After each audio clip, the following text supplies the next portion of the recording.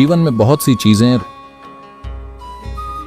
Romantic और जादुई लगती हैं। अभी वहां चमेली के पौधे में फूल खिल रहे हैं। कितनी अच्छी खुशबू आ रही है, जादुई और रोमांटिक लग रहा है।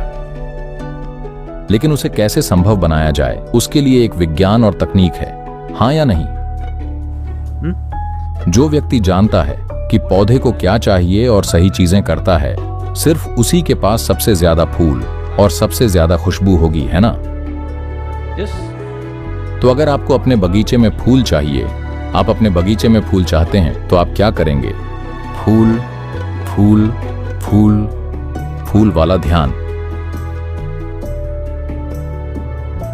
नहीं, किसी फूल वाले ध्यान की जरूरत नहीं है। आपको फूल के बारे में सोचने की भी जरूरत नहीं है।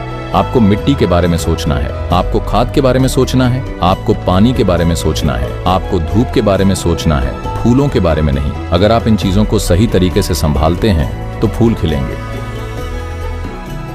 फूल परिणाम है, खुशबू परिणाम है। ये ऐसी चीज नहीं है जो आप करते हैं। इसी तरह ध्यान कोई ऐसी चीज नहीं है जो आप करते हैं। अगर आप शरीर, मन, भावना और ऊर्जा को ठीक से संभालते हैं तो आप ध्यानमय हो जाते हैं। अगर आप ध्यान करने की कोशिश करते हैं तो आप पागल हो जाएंगे। मुझे आपको एक कहानी बतानी होगी। एक बार की बात है,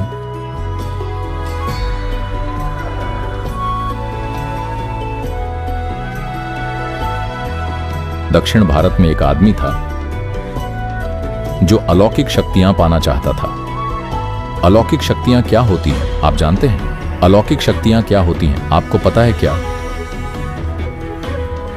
कोई पानी पर चलना चाहता है, कोई बिना हवाई जहाज के उड़ना चाहता है, हर कोई फर्श पर चलता है तो कोई छत पर चलना चाहता है। असल में सर्कस, वे कुछ ऐसा करना चाहते हैं जो कोई दूसरा नहीं कर सकता। तो आदमी अलौकिक शक्तियां चाहता है। वह एक गुरु से दूसरे गुरु के पास गया। वह बहुत से गुरुओं से मिला। हर किसी ने कहा नहीं। फिर किसी ने उससे कहा, ये दक्षिण भारतीय गुरु किसी काम के नहीं हैं, किसी काम के नहीं,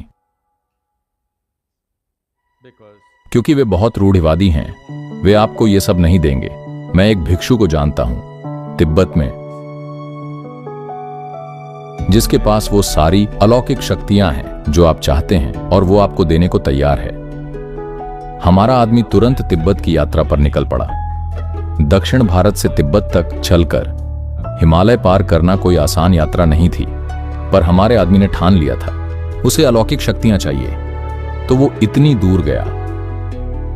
वो इस मठ में, बौद्ध मठ में गया।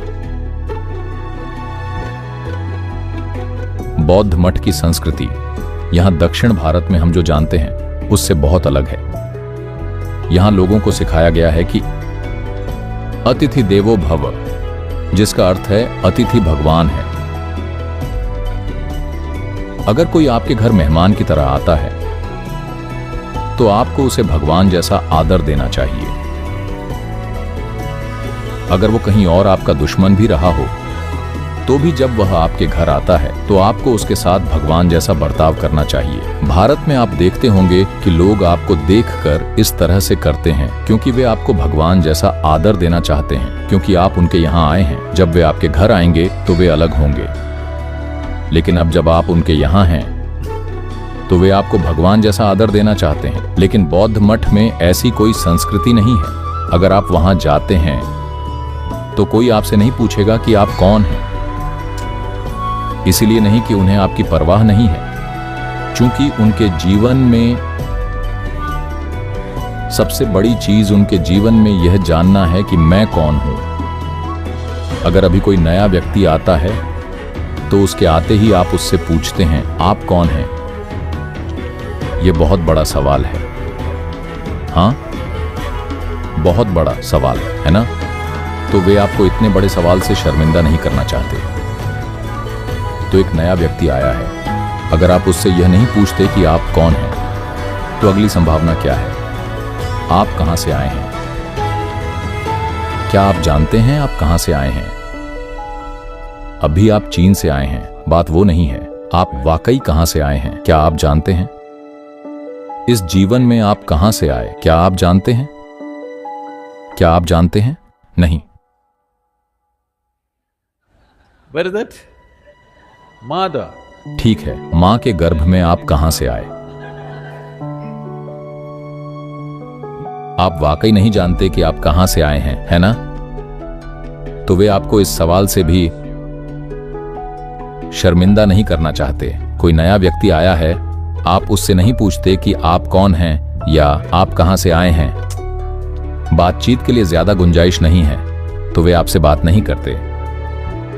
लंच के समय घंटी बजती है। अगर आप चाहें तो जाकर खा सकते हैं। अगर आप नहीं खाते तो कोई आपको मजबूर नहीं करेगा, क्योंकि उपवास बौद्ध जीवन का एक महत्वपूर्ण हिस्सा है। अगर आप नहीं खा रहे हैं तो इसका बहुत सम्मान किया जाता है। कोई आकर ये नहीं कहेगा कि आइए और खाइए, क्योंकि उन्हें लगता है कि आप उपवास कर रहे हैं। दक्षिण भारत के इस आदमी के लिए ये एक अजीब स्थिति है, क्योंकि दक्षिण भारत में आपको यह पता होना चाहिए, अगर आप किसी के घर जाते हैं तो इससे फर्क नहीं पड़ता कि आप दिन के किस समय जाते हैं, आपको खाना ही होगा। नहीं नहीं नहीं, मैं बस अभी अपना खाना खाकर आ रहा हूं। इससे कोई फर्क नहीं पड़ता। आप मेरे घर आए हैं तो आपको खाना होगा, क्योंकि यह अतिथि सत्कार है। यह अस्पताल जाने का पक्का रास्ता है। किसी ने उससे नहीं पूछा कि तुम कौन हो, कहां से आए हो, कुछ खा लो, कुछ नहीं। पर वो टिका रहा। जब उसे भूख लगी तो उसने जाकर खा लिया और बस टिका रहा। 1 दिन, 2 दिन, 3 दिन,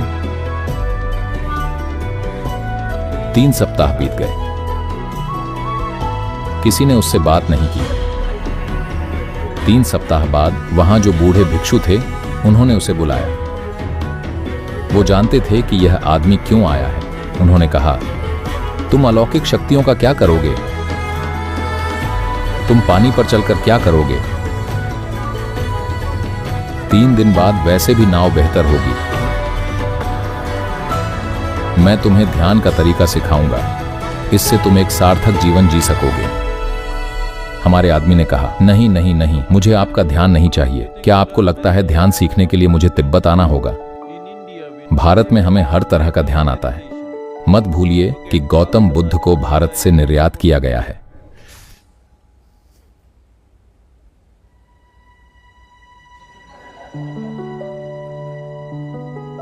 कई तरीकों से भिक्षु ने उसे रोकने की कोशिश की, लेकिन हमारे आदमी का इरादा पक्का था। मुझे अलौकिक शक्तियां चाहिए।